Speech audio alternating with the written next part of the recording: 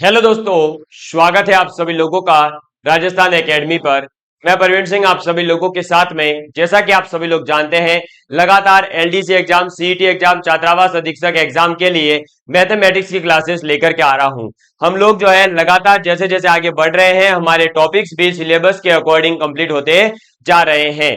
हमने जो है अभी तक 2 यूनिट्स कंप्लीट कर ली है। सबसे पहले अपन ने पढ़ी थी कौन सी यूनिट?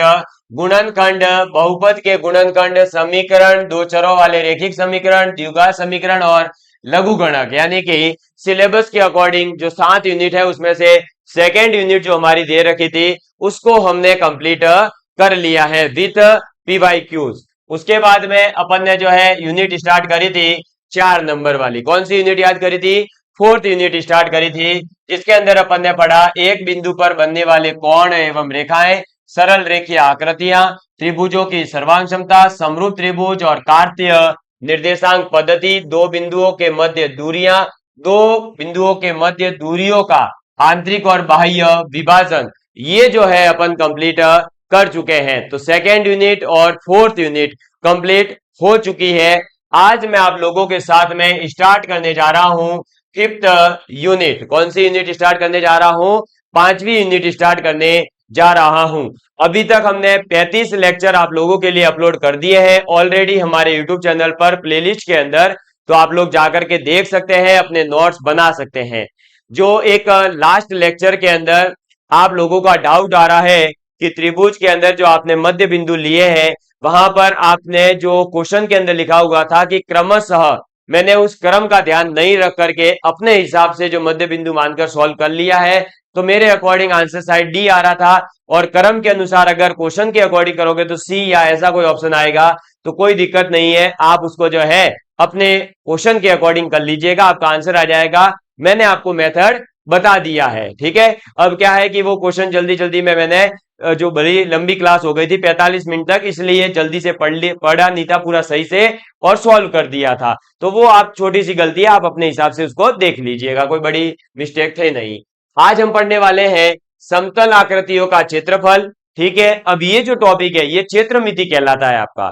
तो इसके अंदर फिर वृत्त की परिधि और क्षेत्रफल, घन, घनाभ, गोले, शंकु और बेलन के जो पृष्ठीय क्षेत्रफल है एवं इनके जो आयतन होते हैं, इनके बारे में अपने को पढ़ना है, ठीक है। तो मैं सबसे पहले तो ये बात बताऊंगा आज आपको कि क्षेत्रमिति के अंदर कौन कौन से डायग्राम, तो इसमें से 2D में जाएंगे, कौन कौन से 3D में जाएंगे।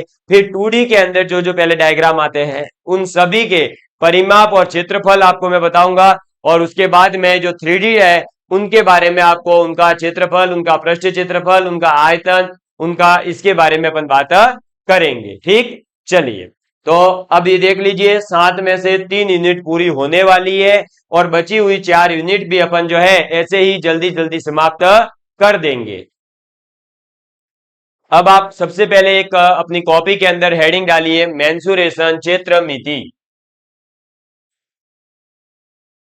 क्षेत्रमिति। और क्षेत्रमिति के 2 भाग करेंगे। कितने भाग करेंगे? 2 भाग करेंगे। एक इधर आ जाएगा और एक भाग इधर लिखेंगे। इधर अपन लिखेंगे जो 3D डायग्राम है उनके बारे में, जो 3 डायमेंशनल है उनके बारे में, और इधर लिखेंगे 2D डायग्राम के बारे में। 2D के अंदर आपके आ जाता है सबसे पहले वर्ग, यानी कि स्क्वायर। इसके बाद में आ जाता है वर्ग के बाद आयत यानी रेक्टेंगल। इसके बाद में आ जाता है त्रिभुज यानी ट्रायंगल। इसके बाद में आ जाता है वृत्त यानी कि सर्कल, ठीक है। इसके बाद में आ जाता है समचतुर्भुज। समचतुर्भुज, ठीक। समचतुर्भुज। समचतुर्भुज के बाद में आ जाता है समांतर चतुर्भुज। समांतर चतुर्भुज, क्लियर। तो ये देखिए वर्ग, आयत, त्रिभुज, वृत्त, समचतुर्भुज, समांतर चतुर्भुज, और इसके बाद आ जाता है समलंब चतुर्भुज। इनके इंग्लिश में भी नाम मैं बता दूंगा एक बार, ताकि आप अगर लिखना चाहें तो लिख सकते हैं। देखिए, वर्ग यानी कि स्क्वायर, आयत यानी कि रेक्टेंगल, त्रिभुज यानी ट्रायंगल, वृत्त यानी सर्कल, समचतुर्भुज यानी रोम्बस, समांतर चतुर्भुज यानी पैरेललोग्राम, और समलंब चतुर्भुज यानी कि ट्रेपिज्म। ठीक। और थ्री के अंदर क्या क्या आते हैं, तो थ्री में आएगा घन यानी क्यूब, घनाभ यानी कि क्यूबॉइड, फिर आपका शंकु यानी कि कौन, फिर आपका गोला यानी कि स्फीयर, फिर आपका बेलन यानी कि सिलेंडर। ठीक है, ये जो है इसके अंदर आपके आ जाएंगे। अब इसमें अभी दो भाग और बना सकते हो आप। गोले का जो आप आधा भाग करोगे तो अर्धगोला यानी हेमीस्फीयर। ठीक, अर्धगोला हेमीस्फीयर।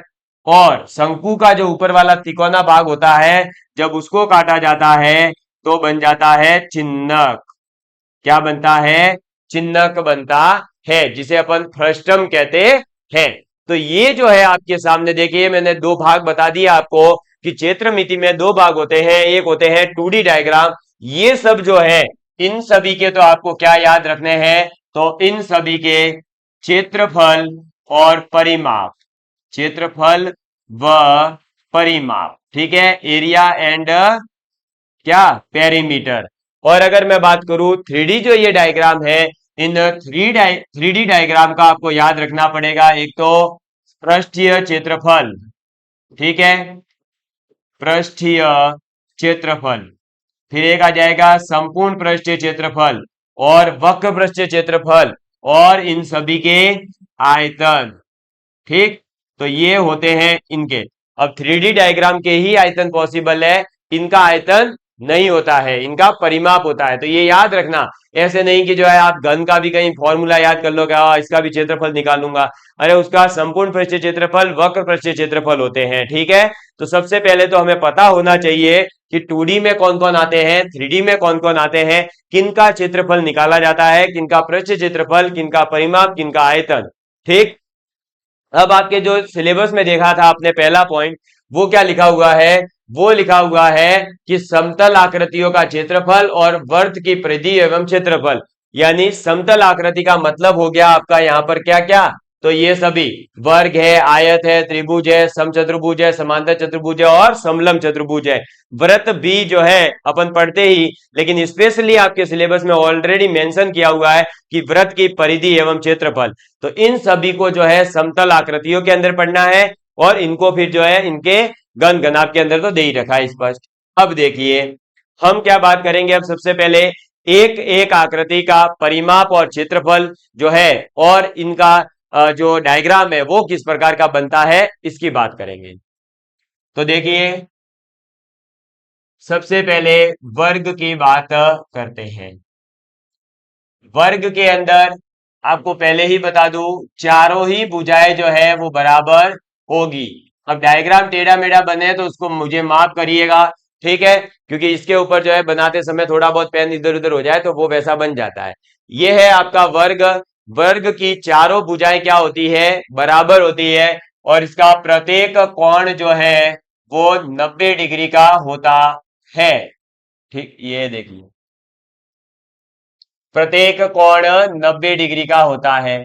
अगर इसके परिमाप की बात करें, तो परिमाप का मतलब बेसिकली क्या होता है कि जो भी आपके पास में आकृति है, उस आकृति की लंबाई कितनी है। अगर किसी एक पॉइंट से शुरू होते हैं, तो मान लीजिए अपन जो है इस एक पॉइंट से शुरू होते हैं, तो एक से लेकर वापस एक तक आने में आपको कितना चलना पड़ा, उसी को आप पेरीमीटर या परिमाप कहते हो। तो देखिए, एक से चलोगे, ए चले, फिर वापस ए यानी 2a, फिर एक और चले 3a, फिर एक और ए चले यानी 4a। तो इसका जो परिमाप है वो कितना होगा, 4a होता है, यानी 4 इंटू भुजा होता है। ठीक है, अगर मैं बात करूं इसके क्षेत्रफल की, तो इसका क्षेत्रफल होता है a गुणा ए, यानी भुजा का स्क्वायर। ठीक, तो ए स्क्वायर, और यहां पर a है क्या, तो भुजा है।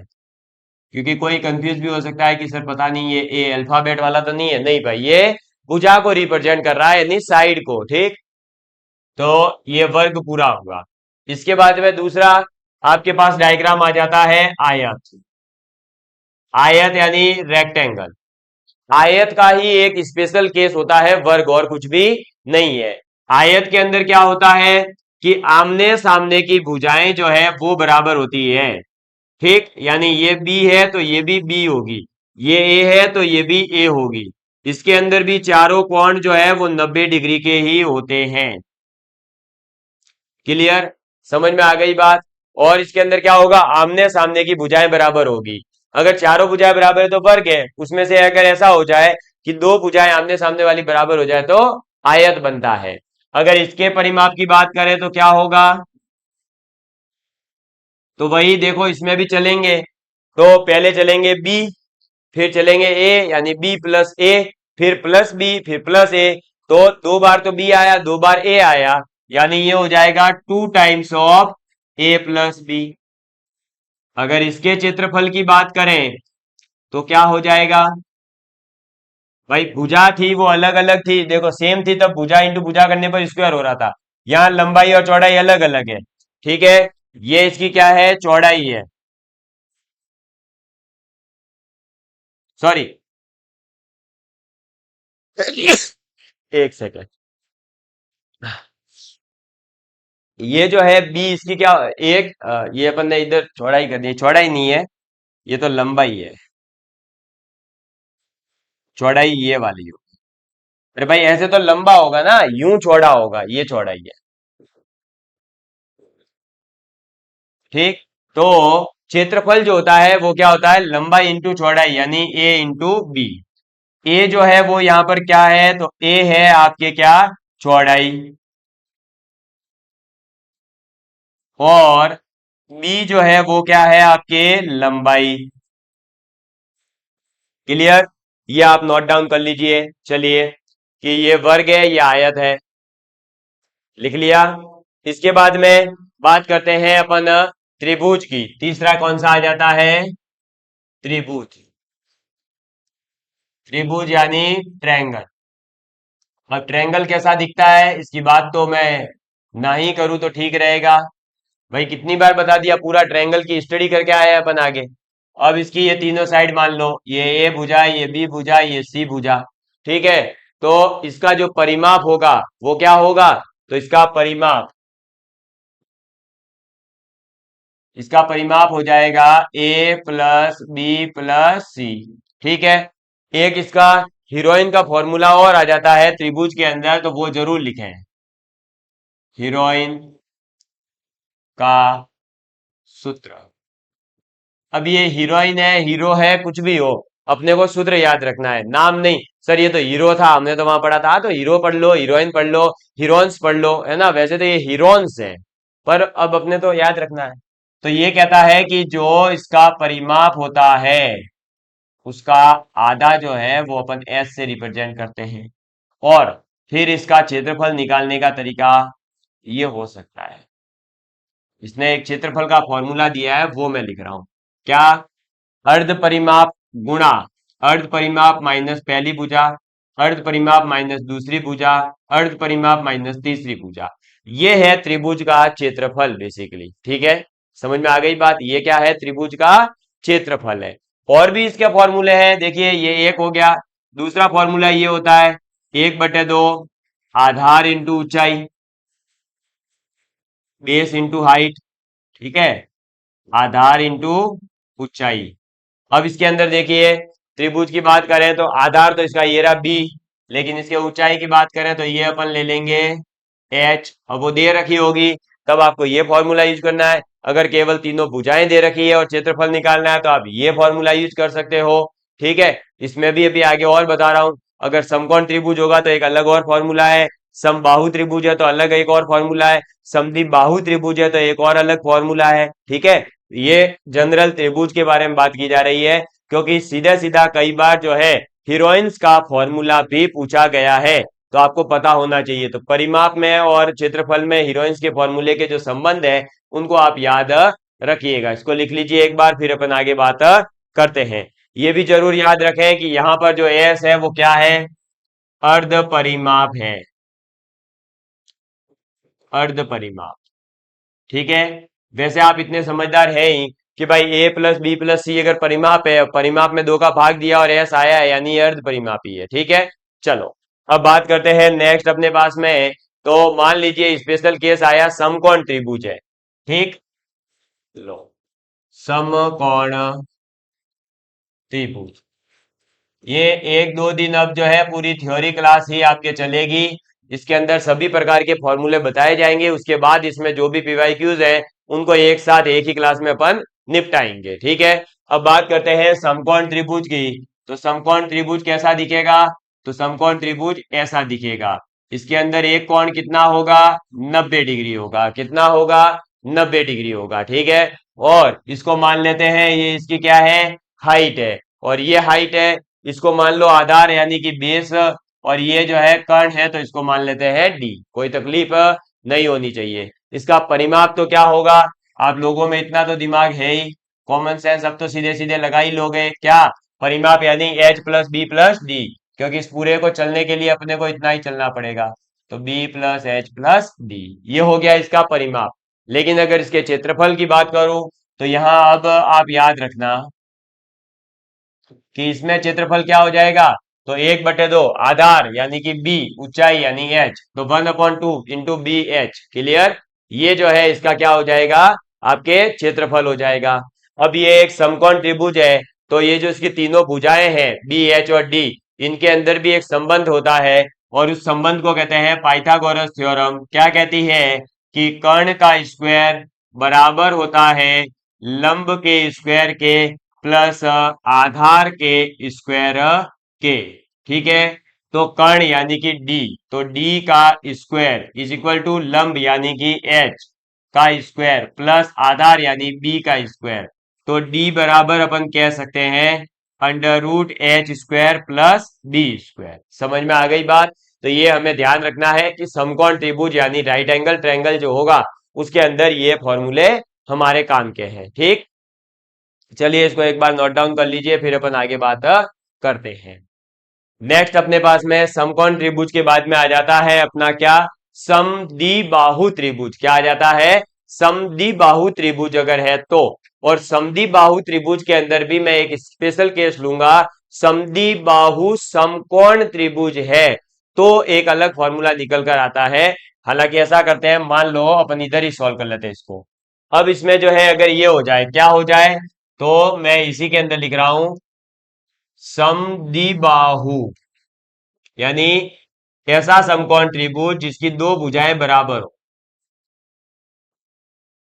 समद्विबाहु समकोण त्रिभुज। ठीक है, क्या हो जाए? मान लीजिए कि इसके अंदर जो ऊंचाई है वो तो एच ही रहती है, लेकिन ये जो बी और सॉरी बी और एच जो है ये सेम हो जाते हैं, और डी जो है वो आप वैसे ही रिप्रेजेंट कर रहे हैं।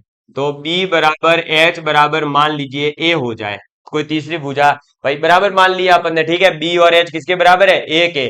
तो अब जो है अगर ये भी ए है ये भी ए है, तो अब इसका परिमाप क्या हो जाएगा? अब इसका परिमाप देखो क्या था? B H plus D. अब बी और एच की जगह ए रख सकते हैं, यानी ए प्लस ए, तो 2a प्लस कर्ण यानी डी। ऐसे ही क्षेत्रफल क्या हो जाएगा? तो क्षेत्रफल आपके पास में क्या है? देखिए 1/2 इंटू बी एच। अब बी और एच क्या है? अपन ने क्या बोल दिया? बराबर। बराबर यानी कि ए, तो अब अपन क्या कहेंगे?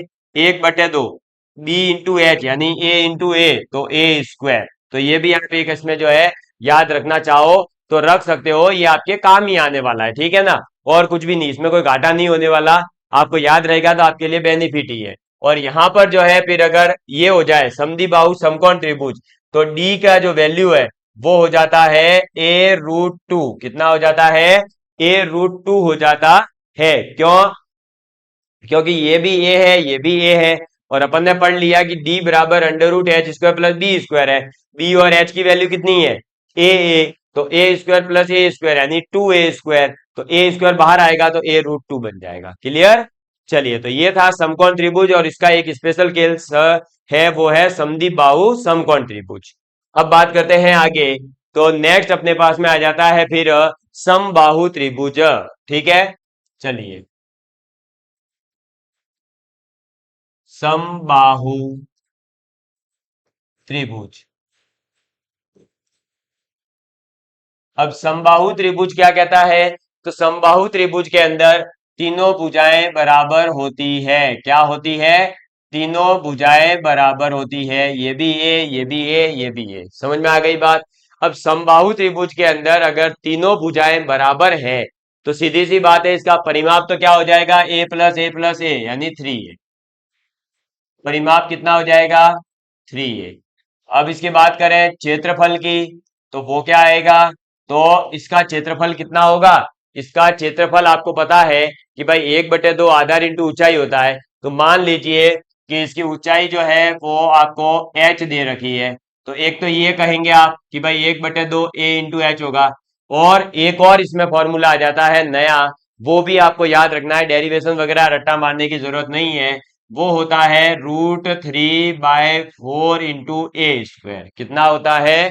√3/4 इंटू ए स्क्वायर। और ये कब होता है? जब आपके पास जो हाइट है उसकी वैल्यू पूछी जाए और हाइट की वैल्यू आती है √3/2 इंटू ए। समझ में आ गई बात? तो जब हाइट बराबर ये होगा तो क्षेत्रफल ये हो जाता है और तब परिमाप तो ये होगा। ये कब होगा? जब हमारे पास में समबाहु त्रिभुज है। अब समबाहु त्रिभुज है तो ऑब्वियसली बात है, देखो ये अपन ने खींचा, ये परपेंडिकुलर बनाएगा, इसका आधा ले लेंगे, ये और ये मिलकर h की वैल्यू अपन निकालते हैं पाइथागोरस थ्योरम लगाकर। ये सूत्र आता है, लेकिन अपने को इतना ज्यादा डीप में जाने की कोई जरूरत नहीं है, क्योंकि अपने को तो सीधे सीधे क्या करना है? फॉर्मूला याद रखना है। ठीक, ये था अपना समबाहु त्रिभुज। यहां तक आप लिख लीजिए। इसके बाद में समांतर चतुर्भुज और समचतुर्भुज और चतुर्भुज की अपन बात करेंगे।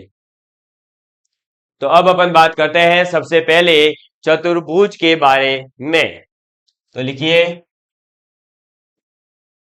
चतुर्भुज यानी क्वाड्रिलेटरल। अब चतुर्भुज कैसा दिखता है? तो देखिए चतुर्भुज यानी चार भुजाओं वाला। तो ये ऐसा, एक से है ना, अरे अरे एक मिनट,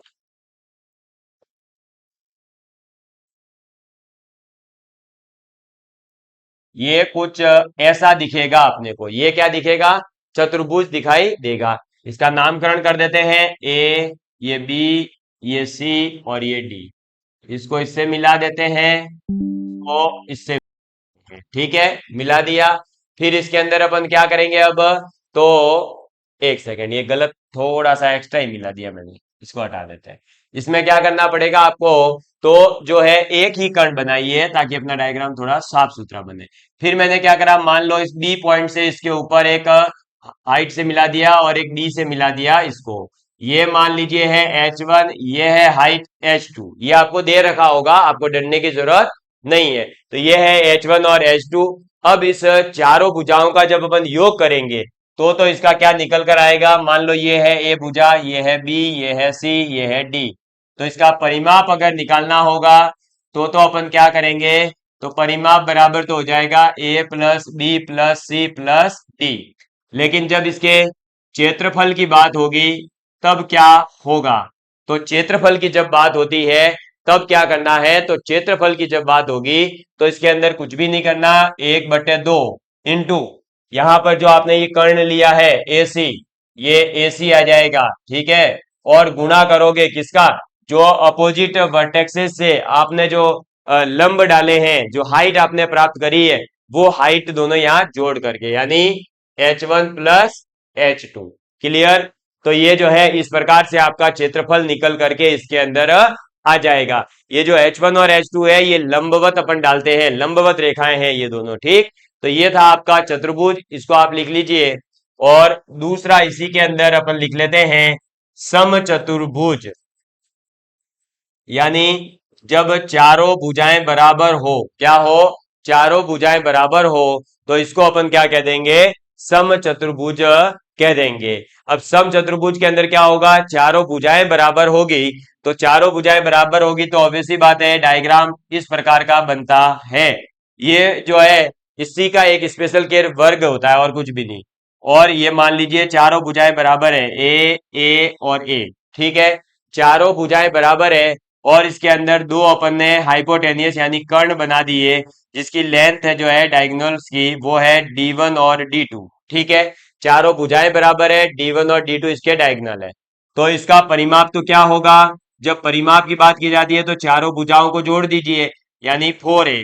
और जब इसके क्षेत्रफल की अगर अपन बात करें, तो क्षेत्रफल की जब बात करेंगे तो क्या हो जाएगा, तो क्षेत्रफल के अंदर इसमें सिंपल सा फॉर्मूला है, 1/2 इंटू डायगनल 1 इंटू डायगनल 2, है ना। मतलब विकर्ण फर्स्ट का गुणा करेंगे विकर्ण 2 से और उसका भाग दे देंगे 2 से, तो क्या आ जाएगा, समचतुर्भुज का क्षेत्रफल निकल करके आ जाएगा। ठीक, चलिए, तो आज के लिए मैं इतना ही रख रहा हूं। आगे की जो बातें हैं उसको अपन अगली क्लास के अंदर डिस्कस करेंगे। मेरे प्यारे दोस्तों, मुझे उम्मीद है कि आप सभी लोग जो है इन चीजों को समझ पा रहे होंगे, और इन सभी चीजों को अपनी कॉपी के अंदर एक नोट्स के रूप में नोट डाउन जरूर करें, क्योंकि ये सब अभी आगे मैं बताऊंगा कि कैसे कैसे इनसे क्वेश्चन आए हुए हैं। गर्मी का मौसम है तो गर्मी के अंदर जो है ज्यादा टेक्निकल जो भी हमारा सामान है उसको ज्यादा से ज्यादा यूज नहीं करते। क्यों, क्योंकि सर्दी के अंदर तो ये बहुत ठंडे रहते हैं तो ज्यादा यूज करें तो दिक्कत नहीं आती, लेकिन गर्मी में कई बार जो है हीट की वजह से कई समस्या हो जाए, तो मैं उस समस्या से बचने के लिए अपनी 25 30 30 मिनट की क्लासें अभी ले रहा हूं। ठीक है, चलिए, धन्यवाद, जय हिंद, जय भारत।